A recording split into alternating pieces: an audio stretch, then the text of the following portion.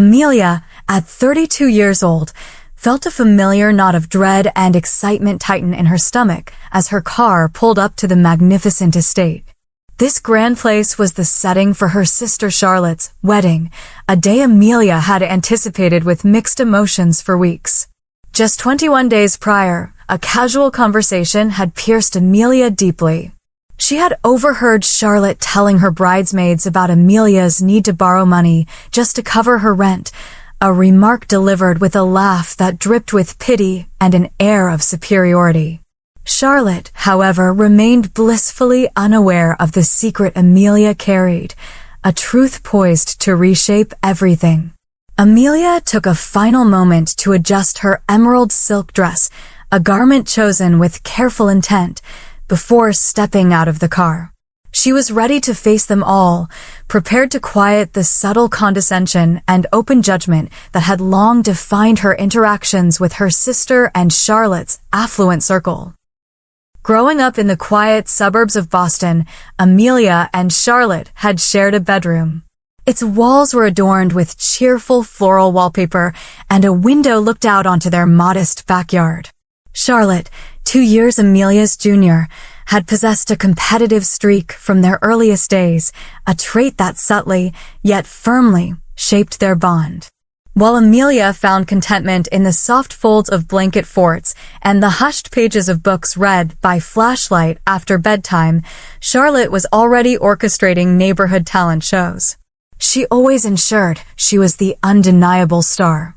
Their parents, a high school English teacher and an accountant at a local firm, worked tirelessly, providing a comfortable middle-class existence for their daughters.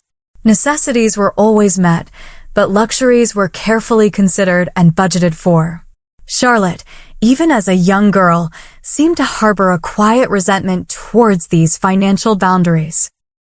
At 10 years old, she would flip through glossy fashion magazines, the pages rustling with dreams of opulence, and declare her future intentions. She often proclaimed her desire for a massive house complete with a swimming pool and a dedicated closet solely for her shoes, a vision far removed from their suburban reality. Amelia, by contrast, gravitated towards practicality and a more artistic approach to life. While Charlotte yearned for designer clothes and the newest gadgets, Amelia found joy in the hunt for unique pieces at thrift stores, carefully saving her allowance for art supplies and books that fueled her imagination. This fundamental divergence in their desires and values laid the groundwork for the very different adults they would become. After high school, Charlotte pursued a business administration degree at an expensive private college, a financial strain their parents willingly bore to support her aspirations. Amelia, however, chose a different path.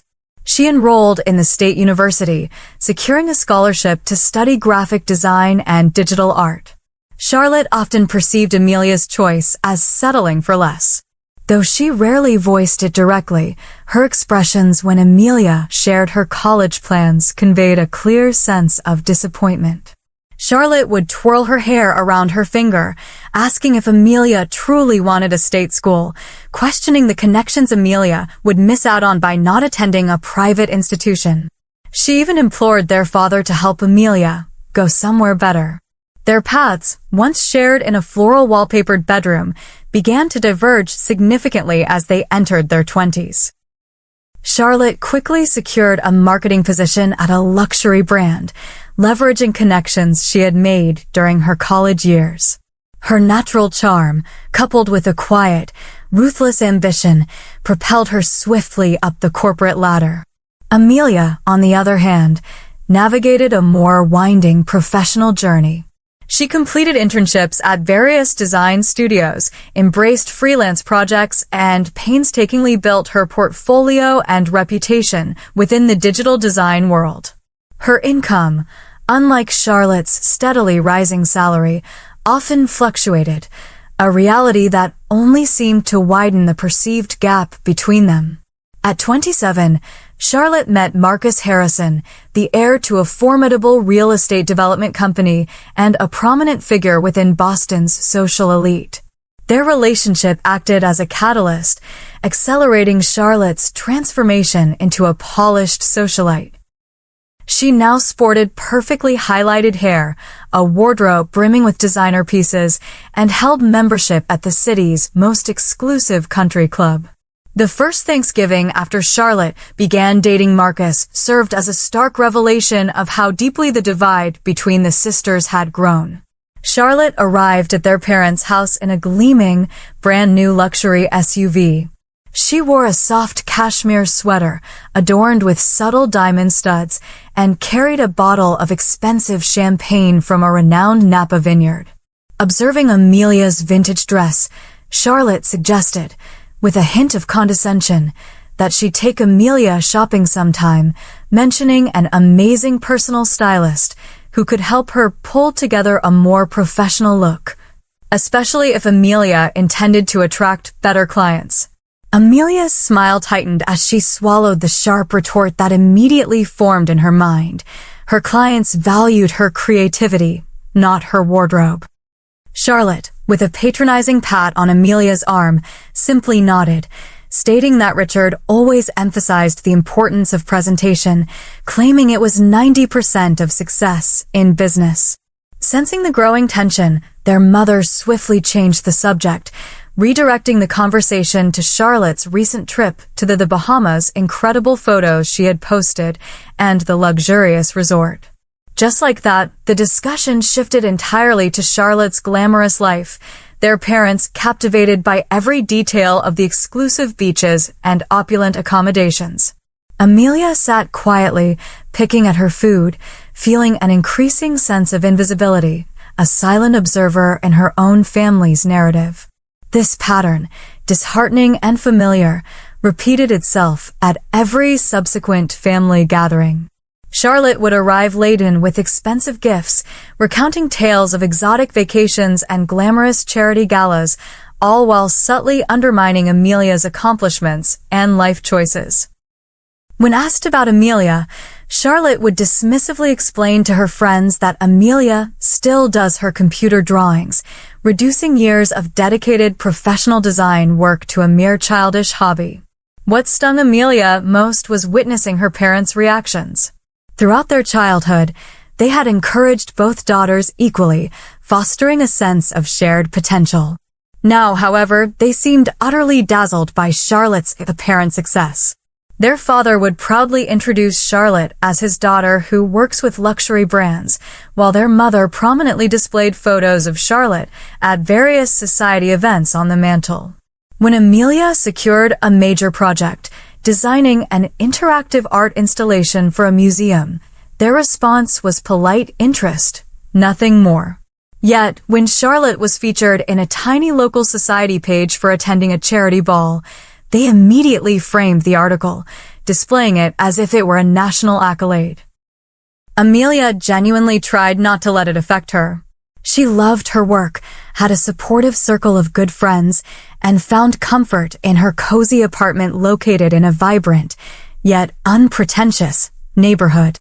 Her success, while perhaps not as flashy or publicly celebrated as Charlotte's, felt authentic and meaningful to her. At least, that was the reassuring mantra she repeated to herself on good days. On bad days, however, a nagging doubt would creep in, making her wonder if Charlotte might, in fact, be right, if she should have pursued a more financially lucrative, conventional path. Little did Amelia know that Charlotte's disparaging comments and their parents' subtle favoritism were merely setting the stage for a deeper betrayal, one that would ultimately push Amelia to her absolute breaking point. The true escalation began 3 months before Charlotte's wedding during their parents' anniversary dinner. Charlotte had insisted on hosting the celebration at an upscale downtown restaurant, complete with a private dining room and a dedicated sommelier. Amelia arrived a little late, coming directly from a client meeting, still dressed in her simple black work dress and comfortable flats.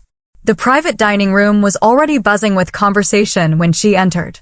Charlotte had extended invitations not only to their parents, but also to Marcus's parents and several couples from their affluent social circle. Amelia immediately felt underdressed amidst the cocktail attire and glittering jewelry. From the head of the table, Charlotte called out, waving cheerily, her voice bright. Amelia noticed her sister looked flawless in a designer dress, her engagement ring catching the light with every movement of her hand. Charlotte declared that they had almost begun ordering without Amelia. As Amelia took the only remaining seat, next to an older woman she did not know, Charlotte clinked her glass, drawing everyone's attention. Before they celebrated their parents' 30 years of marriage, Charlotte announced that she and Marcus had something important to share. Gripping Marcus's arm, her face alight with excitement, Charlotte proclaimed that they had set a date, June 12th, at the Montgomery estate.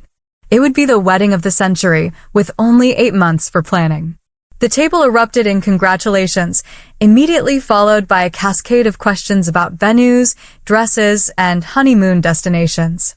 Amelia offered her sincere congratulations, even as her mind began to calculate the inevitable expenses of being in her sister's wedding party, a role she assumed would be unavoidable.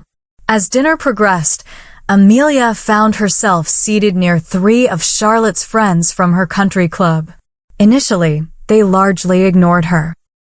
Eventually, one of them inquired about Amelia's profession. Amelia explained that she was a digital designer, creating interactive art installations and user experiences for brands and cultural institutions. One woman, Heather, responded with a feigned tone of fascination, asking if that was like making websites, her tone suggesting otherwise. Amelia began to clarify, but Charlotte, from across the table, interjected dismissively. Charlotte stated that Amelia created those little animations you see on apps and stuff, characterizing it as very creative, but not exactly stable. Charlotte then added, with a saccharine smile, right sis? Her friends offered polite laughter, while Amelia forced a tight smile. Amelia clarified that she was actually designing an interactive projection mapping installation for the reopening of the Contemporary Art Museum. Marcus's mother, observing the interaction, kindly commented that it sounded impressive. Charlotte, however, quickly jumped in, describing it as a small project, adding that Amelia was still building her portfolio. It was far from a small project, but Amelia chose not to correct her sister. Later, while getting drinks at the bar, Amelia overheard Charlotte conversing with her friends. Charlotte expressed affection for her sister, but wished Amelia would secure a real job. She lamented that Amelia, at 32, was still living like a college student in that tiny apartment, implying their parents worried about her constantly. One friend offered a hesitant defense, suggesting that at least Amelia was artistic, acknowledging that not everyone can marry well. Charlotte laughed in response, agreeing but then questioned how one could attend networking events in thrift store clothes, claiming she had tried to help Amelia, but her sister was so stubborn. Amelia quietly slipped away before they noticed her, a burning hurt spreading through her chest. Her apartment was not tiny, it was cozy and filled with cherished art and books. Her clothes were not from thrift stores, they were carefully chosen for comfort and practicality. And her parents had never directly expressed worry about her career to her. The weeks following the anniversary dinner brought a whirlwind of wedding planning activities. As Amelia had anticipated, Charlotte asked her to be a bridesmaid, alongside 6 of Charlotte's society friends. Charlotte proudly announced her discovery of the perfect bridesmaid dresses during their first brunch meeting. She showed them a photo on her phone of a silk designer gown, priced at only $800 each, which Charlotte declared a steal from Marquesa. The other bridesmaids cooed appreciatively, while Amelia nearly choked on her mimosa. $800 was her grocery budget for 2 months. Amelia quietly stated that the price was a bit out of her range right now. Charlotte frowned, reminding Amelia it was her wedding and asking if Amelia could just make it work, noting that everyone else is fine with it. Amelia did not voice the thought that everyone else had trust funds or executive husbands. She promised to figure something out, mentally calculating which projects she could accelerate to cover the expense. However, the dress was merely the beginning of the financial demands. There was a bachelorette weekend planned for Miami with an estimated cost of $2,000. The bridal shower, which Amelia was expected to co-host, would be another $1,000.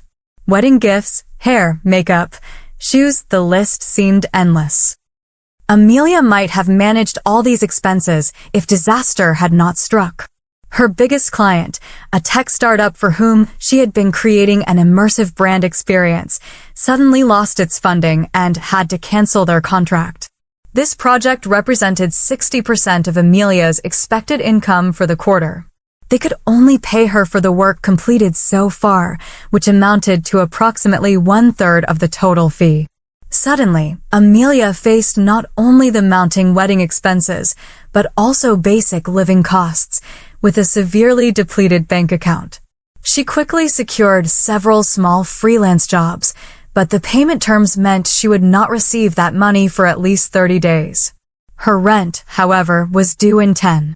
After several sleepless nights spent weighing her options, Amelia swallowed her pride and called Charlotte. Charlotte answered on the 4th ring, her voice sounding distracted. Amelia asked if she had a minute to discuss something important. Charlotte replied that she was heading into a dress fitting and asked if it could wait. Amelia closed her eyes, gathering her courage, and explained that it could not really wait. She confessed she was in a tough financial spot as a major client had unexpectedly canceled a project, leaving her short on rent this month.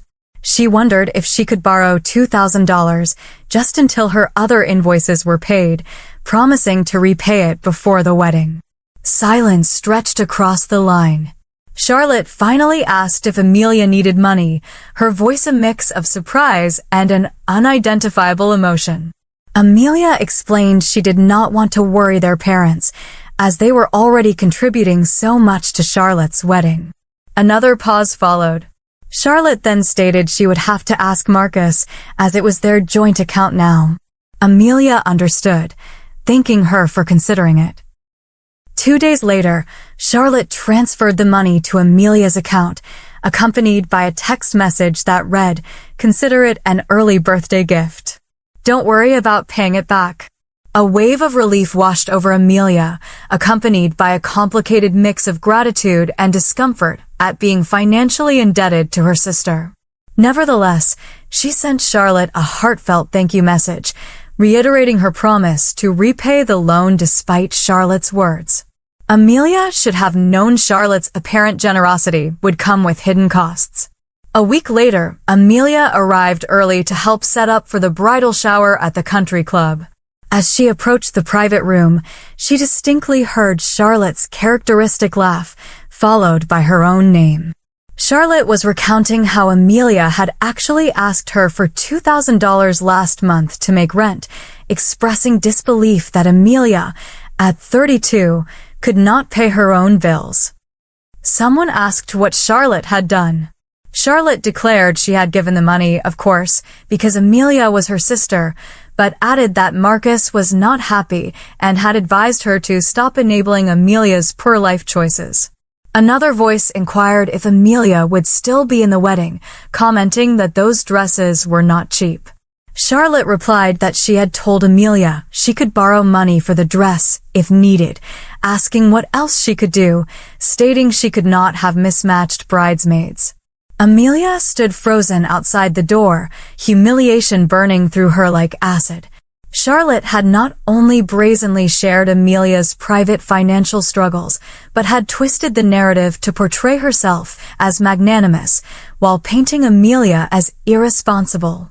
Amelia pushed open the door, forcing a smile onto her face even as tears threatened to well in her eyes. The room fell silent the moment she entered, 6 pairs of eyes watching her with an almost visible wariness. Charlotte exclaimed, with an unnaturally bright tone, that Amelia was early. Amelia simply replied that she clearly was. She busied herself arranging gift tables, feigning ignorance of every word she had just overheard. The shower proceeded with an excruciating politeness, but Amelia caught the pitying glances, the whispered comments exchanged behind manicured hands. By the time Charlotte opened her 30th gift, another crystal trinket she would likely never use, Amelia had retreated so deeply into herself that she was barely present. That evening, Amelia discovered that the betrayal extended beyond Charlotte's immediate circle. Her phone buzzed with a message from a college friend who had somehow learned of Amelia's financial problems through a mutual acquaintance connected to Charlotte. The friend was offering to help Amelia find a more stable job at her company.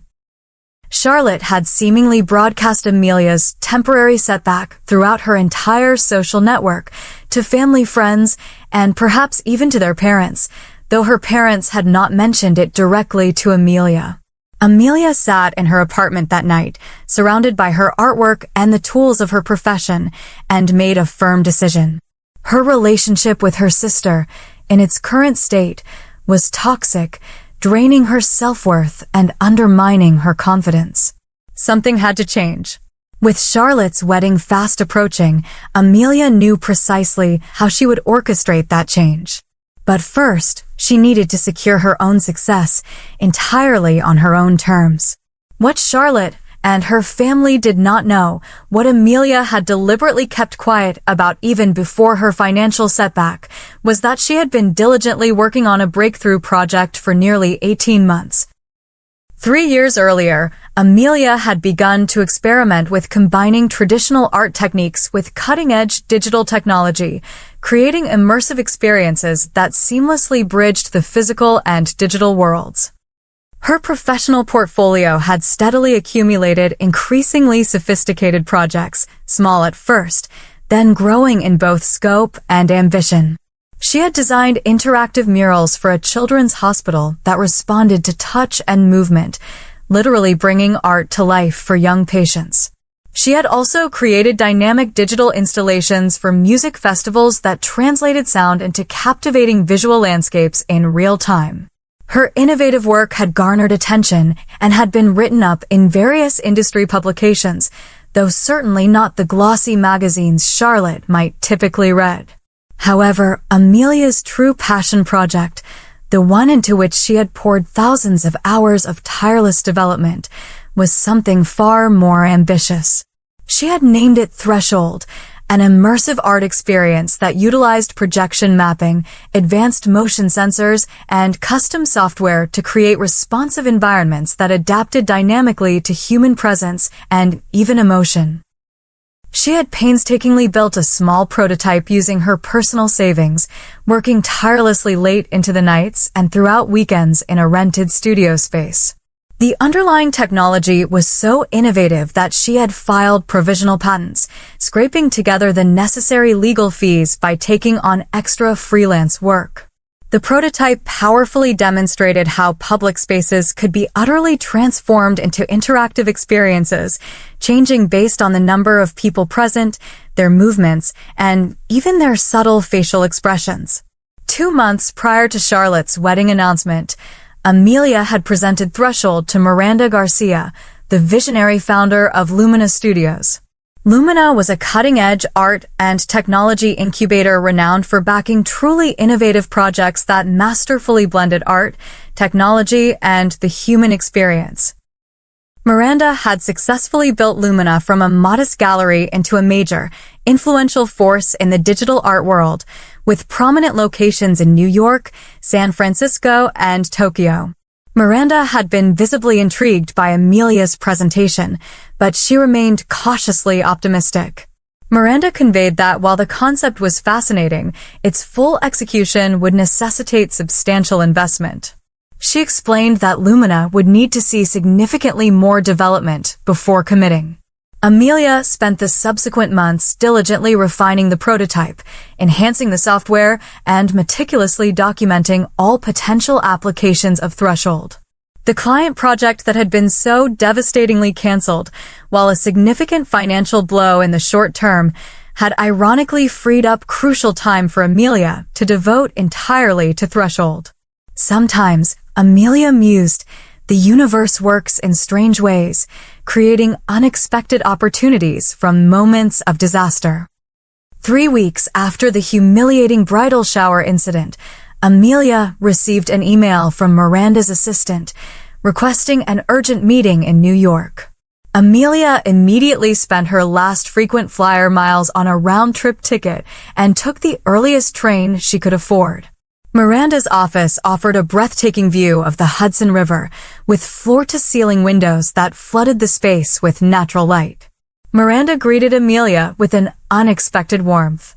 She thanked Amelia for coming on such short notice, explaining that she had been reviewing Amelia's updated materials for Threshold. Miranda gestured to her tablet, where Amelia's presentation was prominently displayed. She then explained that a situation had developed the previous day that she believed created the perfect opportunity for Amelia's project. A major corporate sponsor had suddenly withdrawn from Lumina's upcoming flagship installation in their New York location, leaving a large, empty exhibition space and a significant budget allocation that needed to be filled quickly. Miranda acknowledged that the timing was tight, as they would need to launch the new installation in only 4 months. However, based on Amelia's meticulous documentation, Miranda expressed her belief that Threshold could be ready by then with proper funding and support. Amelia's heart raced as Miranda carefully laid out the terms of the agreement. It included full funding for development, a 3-year contract for installations in all Lumina locations, royalties on any commercial applications of the technology, and a substantial upfront payment of $250,000 to secure exclusive rights. Miranda added that Amelia would need to relocate temporarily to oversee the installation, with all expenses covered, of course, plus a monthly stipend. She then asked if these terms were agreeable.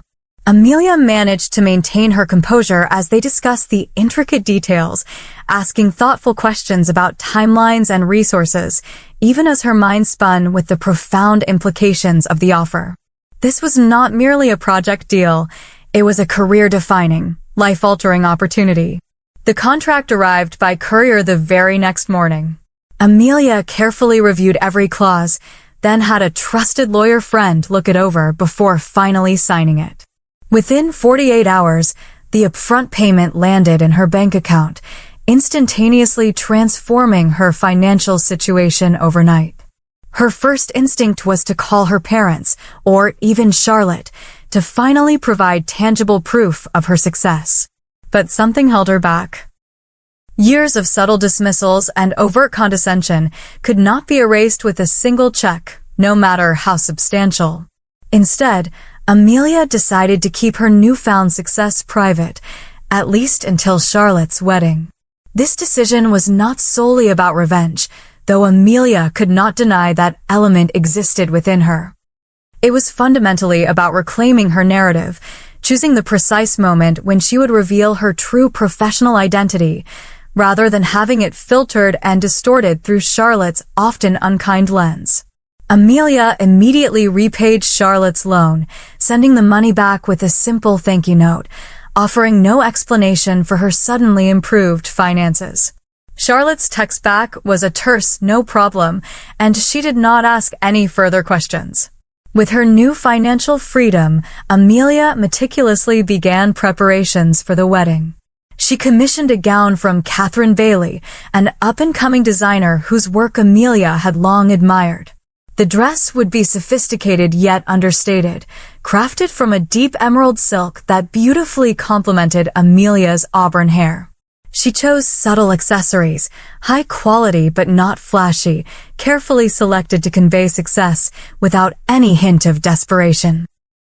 For her arrival, Amelia arranged for a vintage Aston Martin, a subtle nod to their grandfather's love of classic cars, to be driven by a professional service.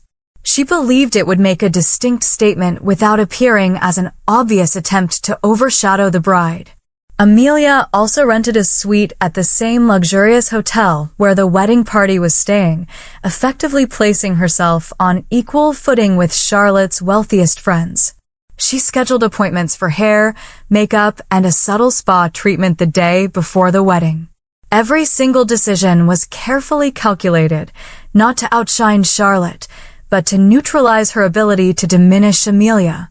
Amelia did not plan to announce her success or wave her contract around. Simply arriving as her best, most confident self would be a powerful statement in itself to those who had readily accepted Charlotte's portrayal of her as a struggling, unstable sister. As the wedding approached, Amelia immersed herself completely in the Threshold project, working closely with Miranda's team to begin development. The intense focus on her work helped channel her emotional energy into something productive rather than dwelling on Charlotte's past betrayals. Each day brought new challenges and victories as the project steadily took shape, consistently reinforcing Amelia's confidence in her skills and her artistic vision. 1 week before the wedding, Miranda invited Amelia to dinner at her penthouse apartment to discuss the project's progress. Over perfectly cooked salmon and expensive wine, Miranda shared insights from her own remarkable career journey. Miranda recounted how she had started Lumina when everyone had declared physical art spaces to be dying. Her family had believed she was simply throwing away her business degree on a frivolous hobby. Her own sister had even organized an intervention. Amelia laughed in surprise, genuinely asking if that was true, given Miranda's immense success. Miranda nodded, explaining that now they all claimed they had supported her from the very beginning, a common narrative shift once success is achieved. Amelia, emboldened by the wine, admitted that her own sister had told all her friends that Amelia could not afford rent. Miranda raised an eyebrow. Amelia continued, stating she was not planning on telling Charlotte about Threshold or Lumina before the wedding. Miranda raised her glass, proposing a toast to showing up as yourself, noting that sometimes that was the most powerful statement one could make. As Amelia left Miranda's apartment that night, a profound sense of calm resolve replaced the lingering hurt and anger she had been carrying. Charlotte's wedding was no longer a dreaded obligation, but an unexpected opportunity to reclaim her dignity. The countdown had truly begun. The morning of Charlotte's wedding dawned bright and clear, sunlight streaming through the curtains of Amelia's luxurious hotel suite. Amelia stood at the window, observing workers making their final preparations on the immaculate grounds of the Montgomery estate, the very place where Charlotte had spared no expense to create her vision of a perfect day. In the months leading up to this moment, Amelia had mentally rehearsed countless scenarios. Sometimes she envisioned a dramatic confrontation, publicly calling Charlotte out for her betrayals.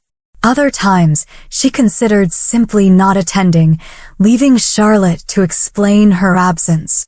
Ultimately, however, Amelia had chosen a path that felt authentic to who she truly was, not who Charlotte or her friends perceived her to be. As Amelia sipped her coffee, her phone vibrated with a text message from Madison, one of the more tolerable bridesmaids. The message described absolute chaos in the bridal suite, with Charlotte freaking about flowers, and Madison expressed gratitude that Amelia was getting ready separately. Amelia smiled, appreciating her decision to prepare in peaceful solitude rather than amidst the drama of the bridal party.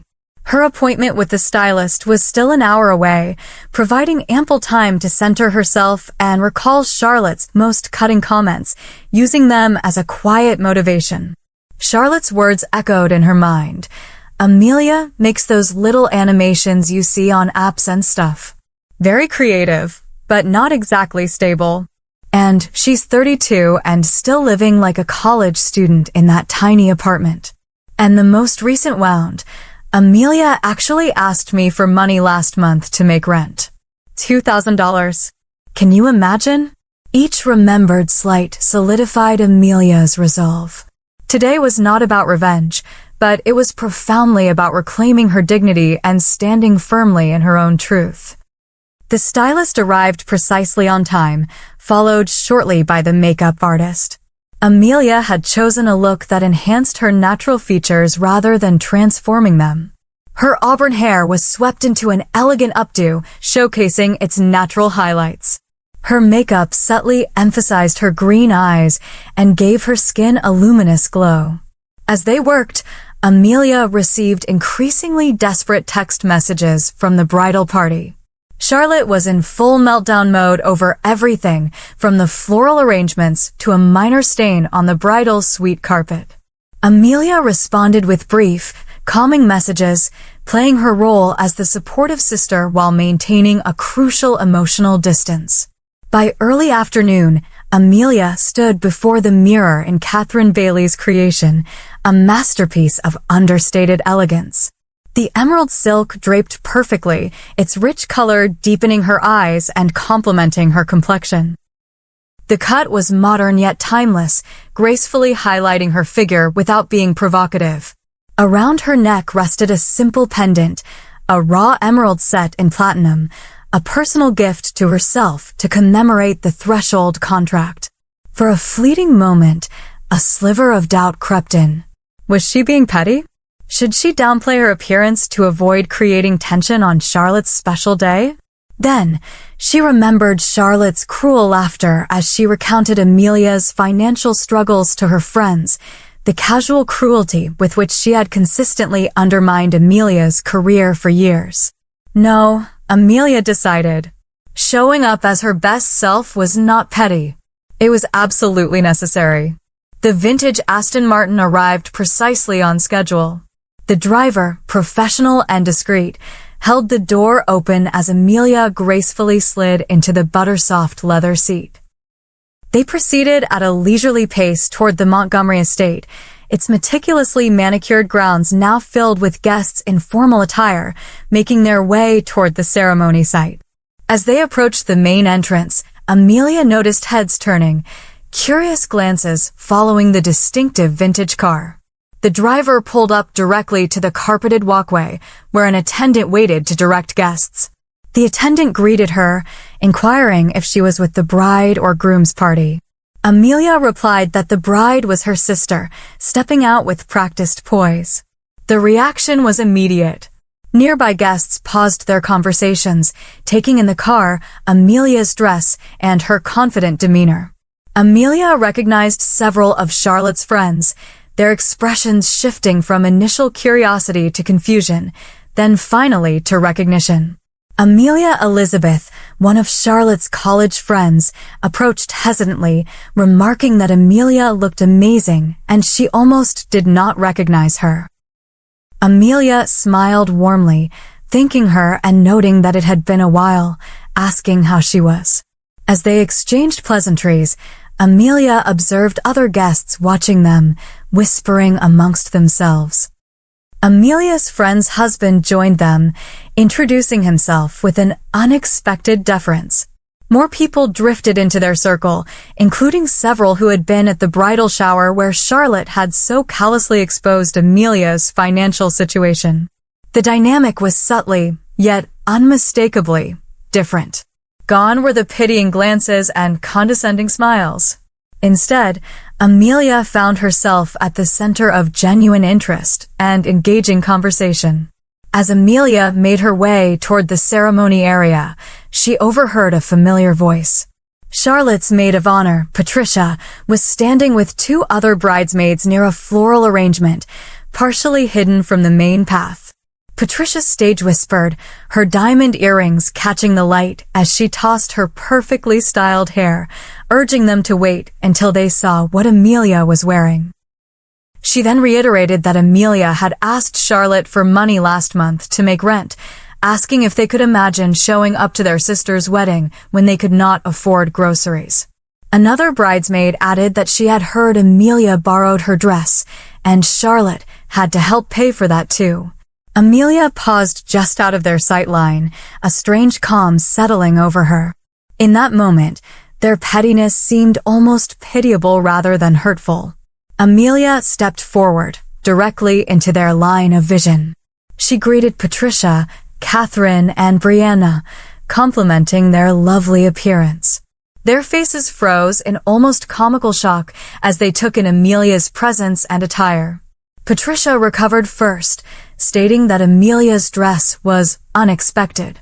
Amelia thanked her smoothly, stating that Catherine Bailey had designed it for her, adding that she was remarkable. Amelia deliberately mentioned the designer's name, knowing Patricia would recognize the name of the industry's rising star, whose waiting list for custom pieces stretched for months. The bridesmaid named Catherine gasped, asking if Amelia was truly wearing Catherine Bailey, her voice rising an octave. Amelia simply stated that Catherine was a dear friend. She then suggested they head to their places, as she believed guests were being seated. As Amelia walked away, she heard their hurried whispers resume, no doubt recalibrating their understanding of her status in light of this new information. The ceremony area was a vision of extravagance, adorned with thousands of white roses, crystal chandeliers magically hung from tree branches, and a string quartet playing softly. Guests were being seated in gilded chairs by white-gloved attendants. Amelia spotted her parents in the front row. Her father wore a new tuxedo, and her mother was in a pale blue designer dress that Amelia suspected Charlotte had chosen for her. They had not seen Amelia yet, engrossed in conversation with Marcus's parents. A wedding coordinator intercepted Amelia before she could approach them, directing her to the garden pavilion where the bridal party was gathering. The pavilion was a flurry of activity. Bridesmaids adjusted each other's dresses and hair, while the photographer captured candid moments. In the center, Charlotte stood resplendent in a couture gown, a garment that likely cost more than most people's cars. She did not notice Amelia at first, intently focused on instructing the photographer about specific shots she wanted. When Charlotte finally turned and saw Amelia, her expression cycled rapidly through surprise, confusion, and a calculated assessment. Charlotte noted that Amelia looked different, her eyes narrowing slightly as she took in Amelia's appearance. Amelia sincerely complimented Charlotte, telling her she looked beautiful and that the dress was perfect on her.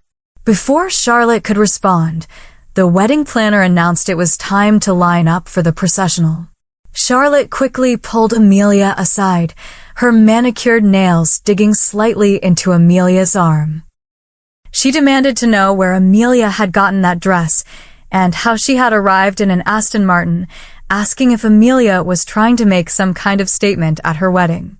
Amelia met her gaze calmly. She stated that she was simply there to celebrate Charlotte's special day, explaining that the car was from a service and the dress was new. There was nothing more to it than that. Charlotte appeared unsatisfied with Amelia's answer, but had no time to press further as the music changed, signaling the start of the ceremony.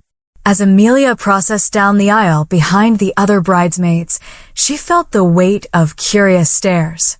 Standing at the altar throughout the ceremony, Amelia maintained a serene expression, focusing on the true purpose of the day, the joining of two people in marriage, whatever her personal feelings about the match might be. Charlotte was radiant as she exchanged vows with Marcus, her happiness appearing genuinely heartfelt.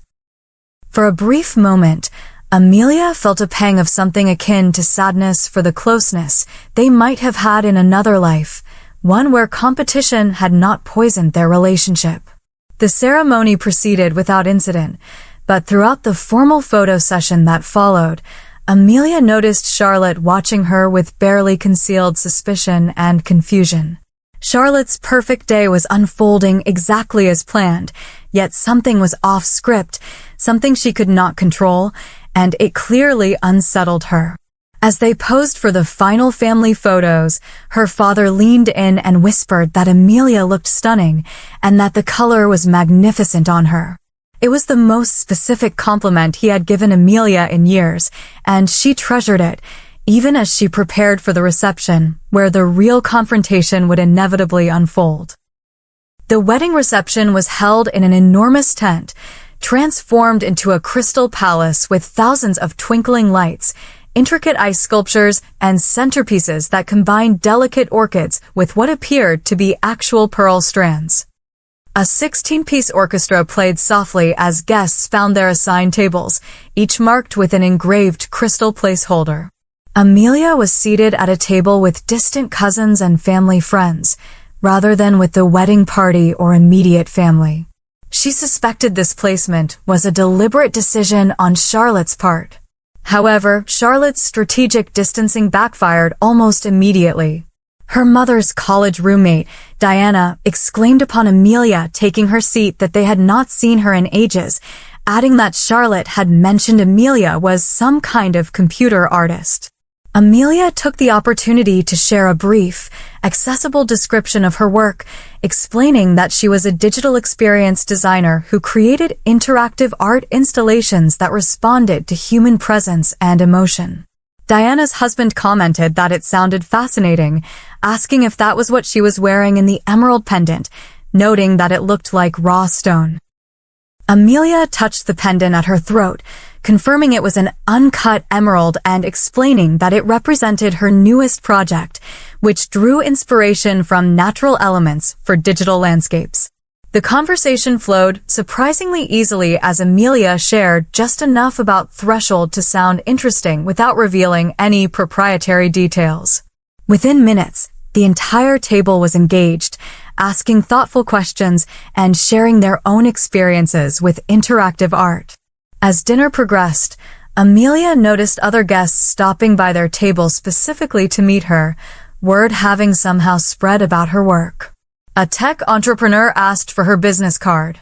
A museum board member mentioned an upcoming installation their institution was planning.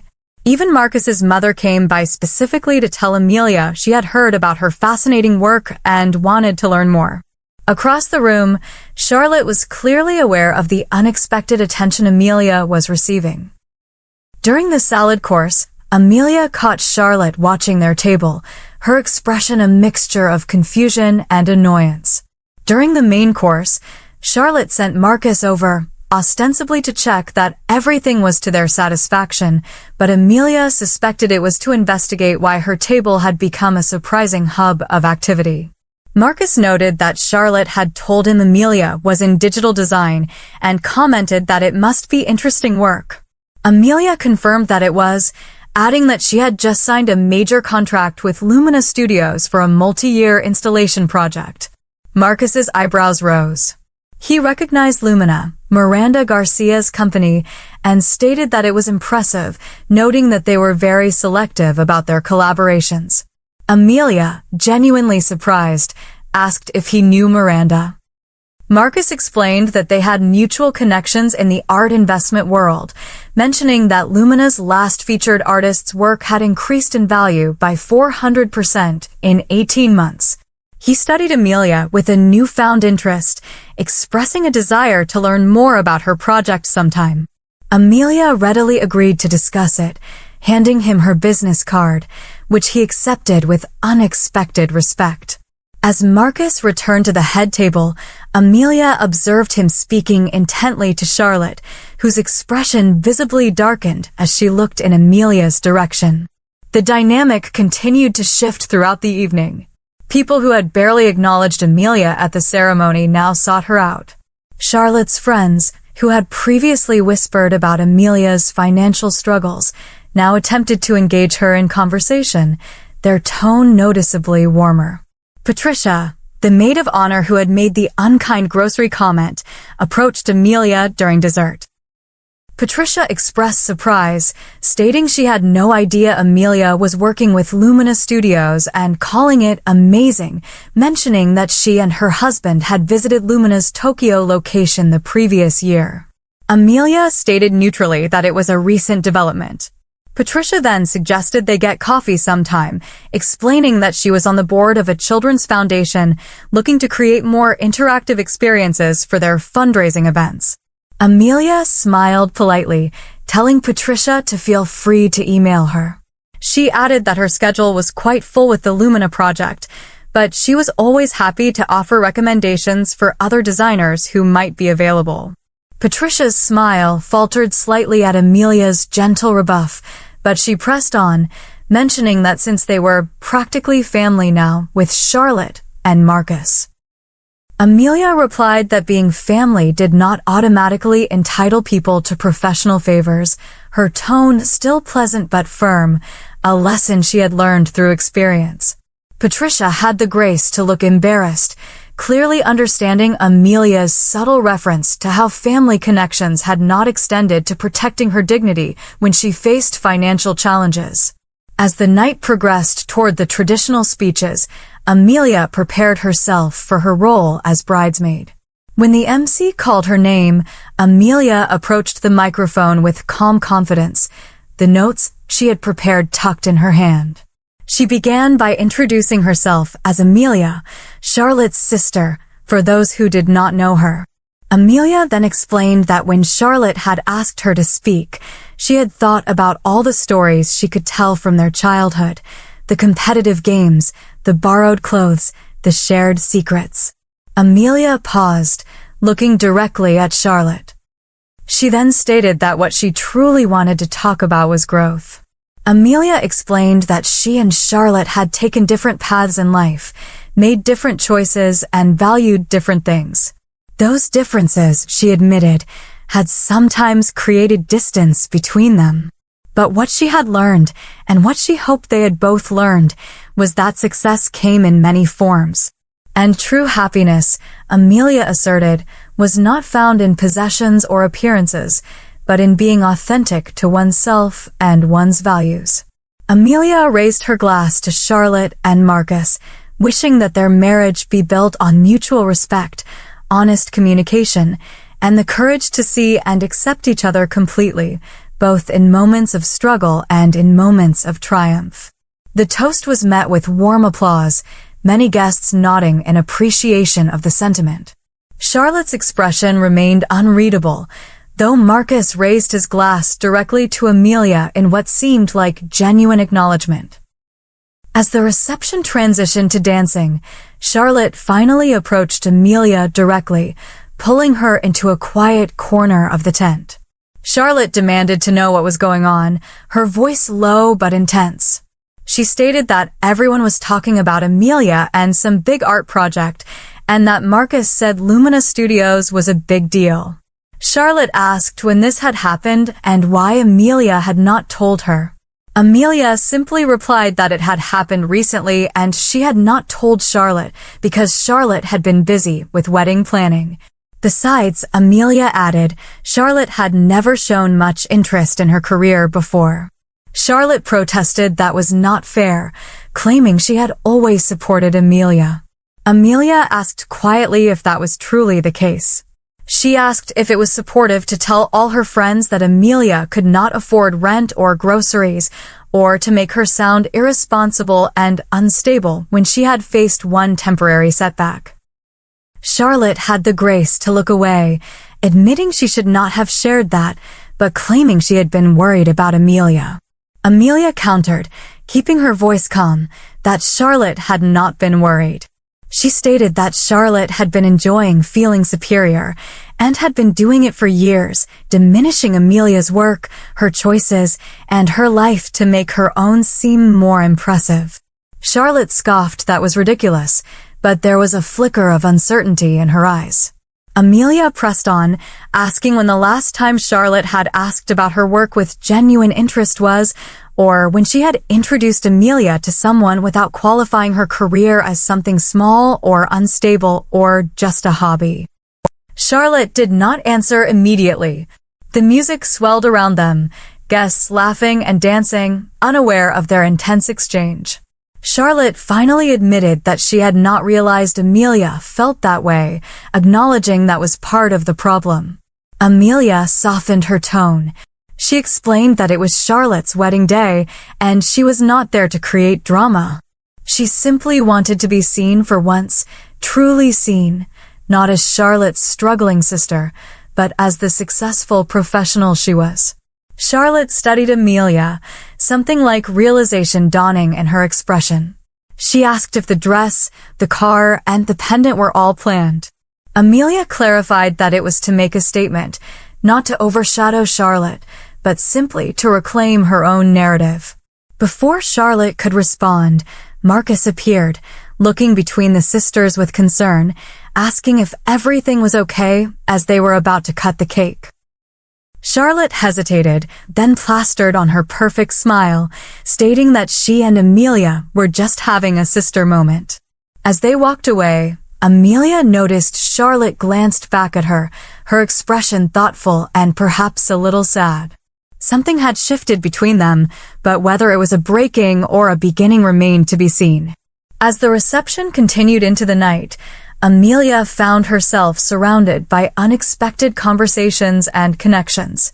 Marcus's father, Lawrence Harrison, a distinguished man with silver hair and kind eyes, sought her out specifically.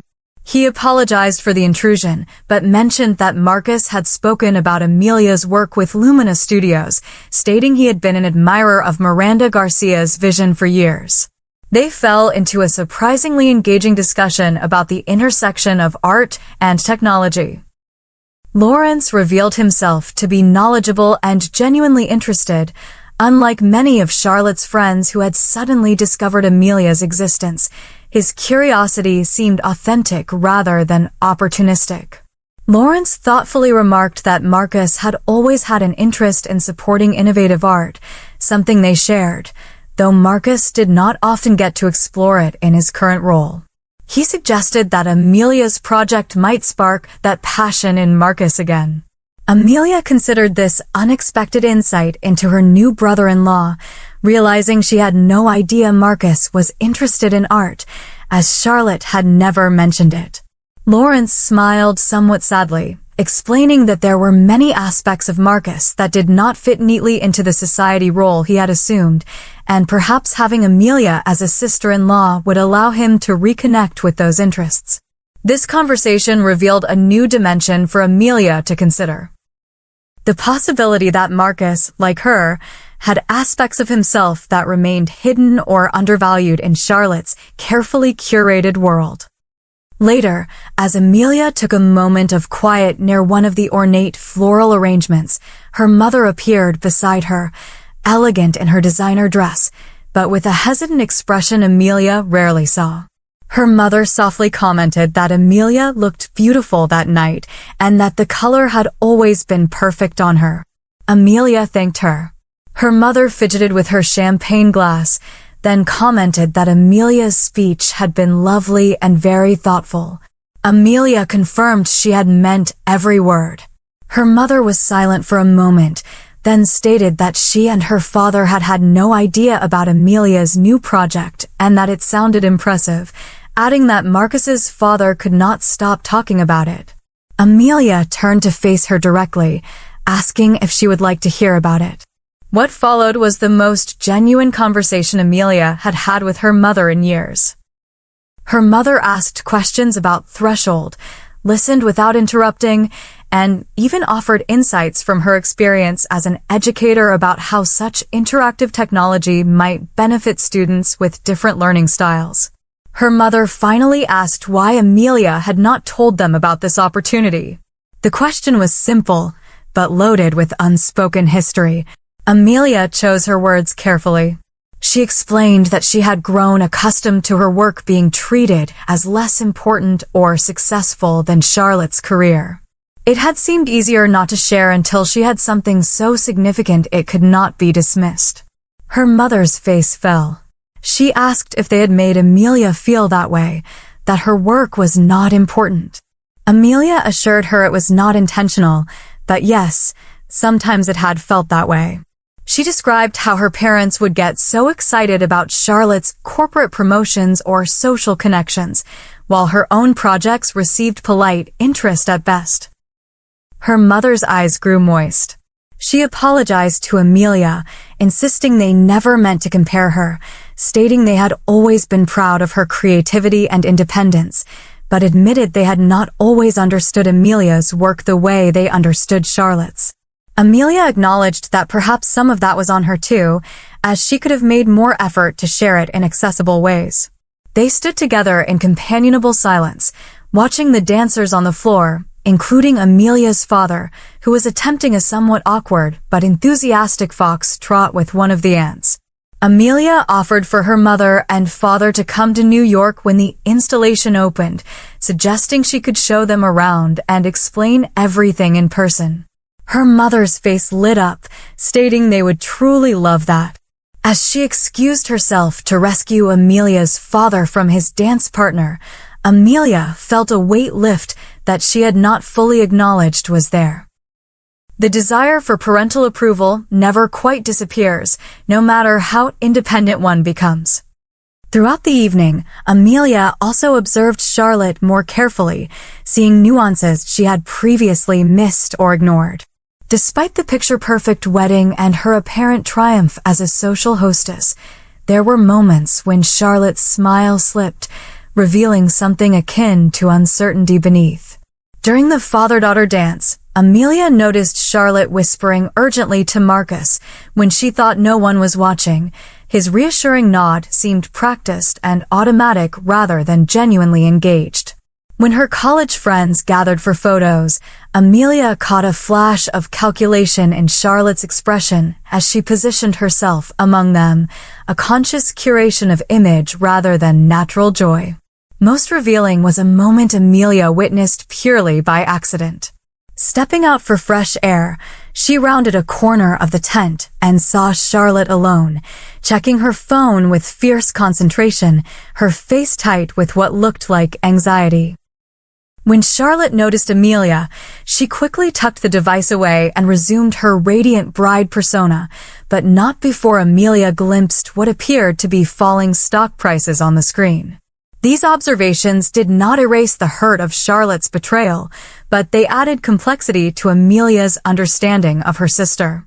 Perhaps Charlotte's need to diminish Amelia stemmed from a place of insecurity rather than pure malice.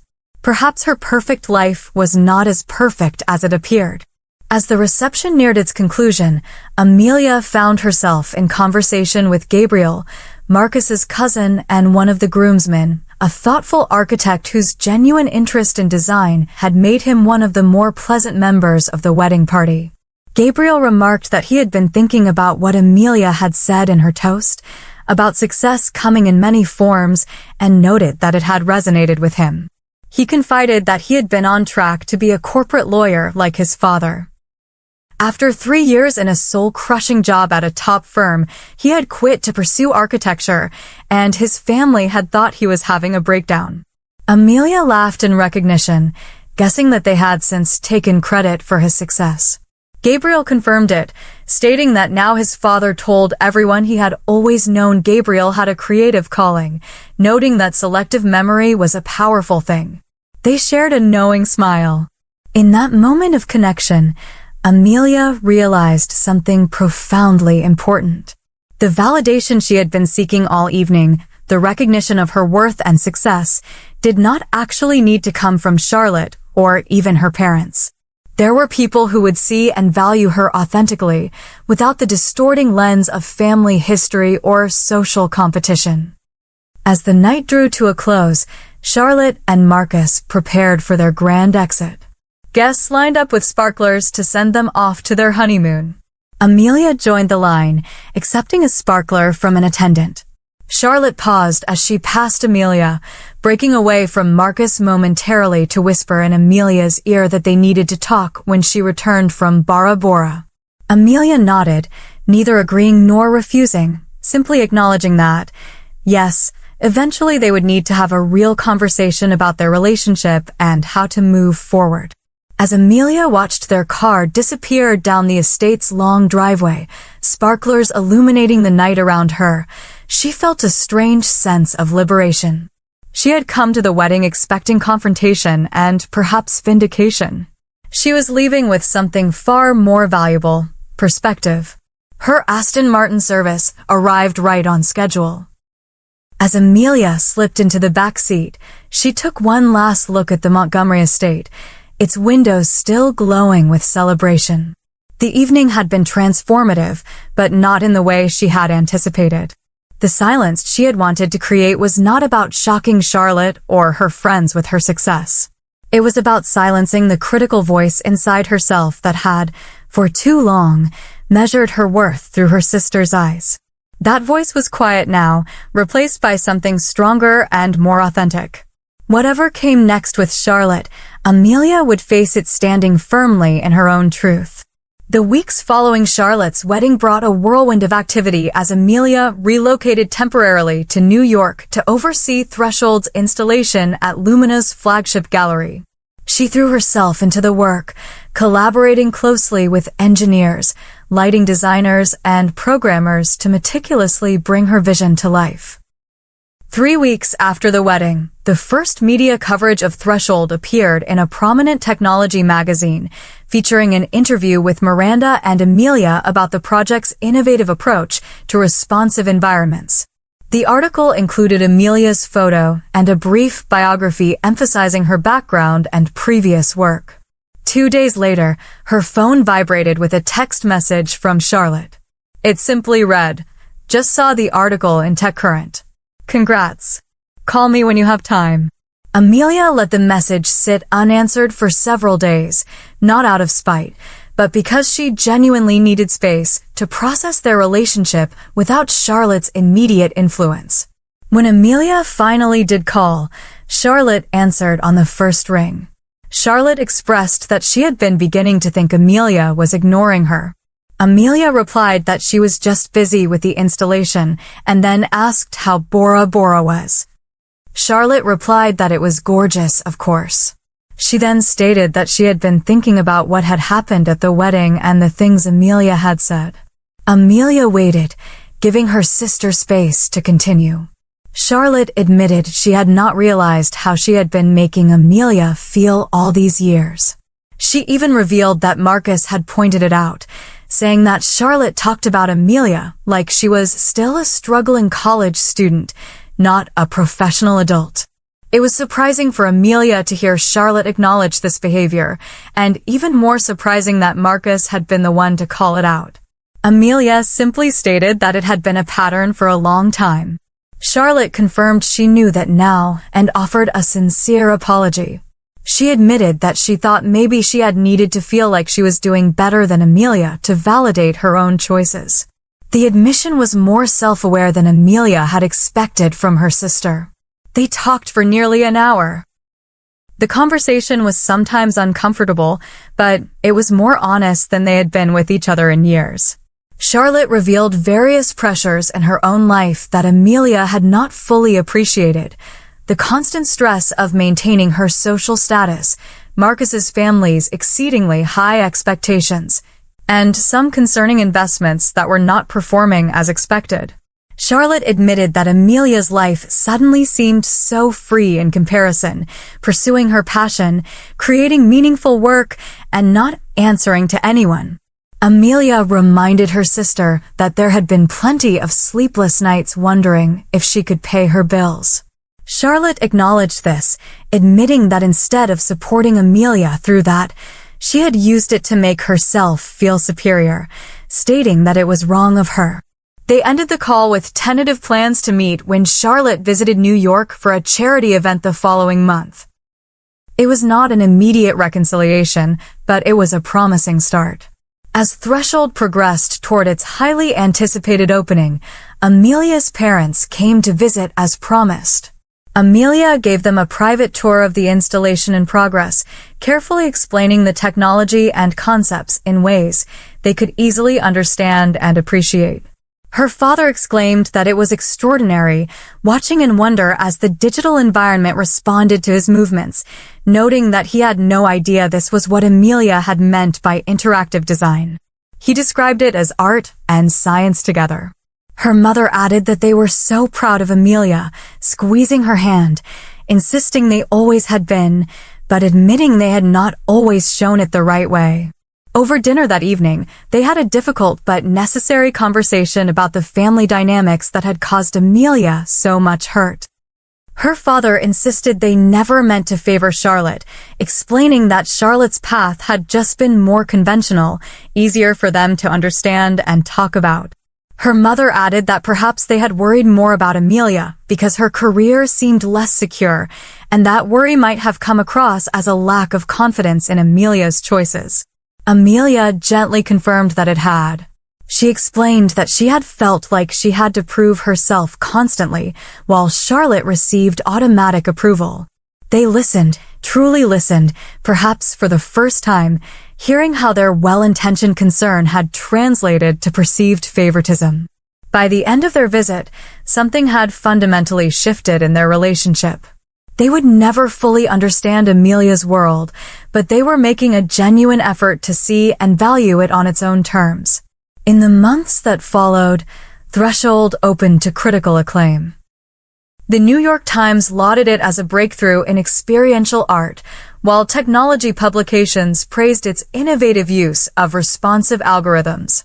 Visitors lined up around the block, their social media posts creating an organic buzz that extended far beyond the traditional art world. Miranda was ecstatic. She announced during their weekly meeting that they were expanding the installation to San Francisco 3 months ahead of schedule, and Tokyo was already preparing their space. Miranda affirmed that Amelia had created something truly extraordinary. Amelia's professional success brought unexpected personal developments as well. She received an invitation to join the board of a prestigious art and technology foundation. Former colleagues reached out, eager to collaborate. She was asked to give a TED Talk about the intersection of art, technology, and human emotion. Through it all, Amelia maintained perspective about what truly mattered. Success was gratifying, but it did not define her worth any more than struggle had.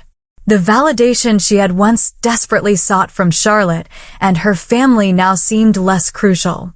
As she built a community of people who appreciated her for exactly who she was, Charlotte and Amelia established a new pattern of communication, speaking every few weeks, their conversations increasingly honest, if sometimes still awkward.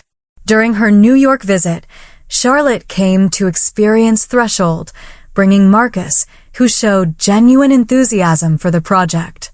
Marcus remarked afterward that it was remarkable work, truly unique, business card already in hand to share with art investor friends. Charlotte was quieter, taking in the experience with an expression Amelia could not quite read. As Marcus stepped away to take a call, Charlotte turned to Amelia. She noted that she had realized something watching people interact with Amelia's creation. Charlotte admitted that Amelia had always seen the world differently than she did, and that Charlotte used to think that was a weakness, but it was actually Amelia's greatest strength. It was not quite an apology, but it was a profound acknowledgement, and for now, that was enough. 6 months after the wedding, Amelia invited her parents and Charlotte for coffee at her new apartment in Brooklyn, a spacious loft with large windows, perfectly suited for her creative process. As they sat together, the conversation flowing more easily than it had in years, Amelia reflected on everything that had transpired since that fateful wedding day. The journey had not been about proving Charlotte wrong or showing up in a fancy dress to silence gossip. It had been about reclaiming her narrative, standing firmly in her authentic self, and finding peace with her family on new, more equal terms. Amelia remarked as they finished their coffee that she had learned something important through all of this. Success, she believed, was not about silencing critics or winning competitions. It was about being true to oneself and one's vision, even when others did not yet understand or value it. Charlotte nodded thoughtfully, adding that family was not about being the same or even always understanding each other. It was about respecting their differences and supporting each other. Her mother smiled, tears in her eyes, commenting that her girls were both so wise now and wondering when that had happened. They laughed together, the sound filling Amelia's sunlit apartment with promise. The road ahead would not be perfect and old patterns would not disappear overnight, but they had taken the first steps toward a healthier relationship, one built on mutual respect rather than competition. As Amelia walked them out later, Charlotte hugged her goodbye, whispering that she was truly proud of Amelia and should have said that a long time ago. The words warmed Amelia, not because she needed her sister's approval anymore, but because they signified growth for both of them. That evening, alone in her apartment, Amelia opened her laptop to begin sketching concepts for her next project. The screen reflected her face, and she noticed something different in her expression, a quiet confidence that had not been there before. Sometimes the most powerful statement is not made with grand gestures or perfect revenge. Sometimes it is simply showing up as your authentic self, standing firmly in your truth, and letting that truth speak for itself. The silence that follows is not the awkward hush of confrontation, but the peaceful quiet of self-acceptance, of knowing your worth is not determined by others' perceptions, but by your own journey of growth and discovery.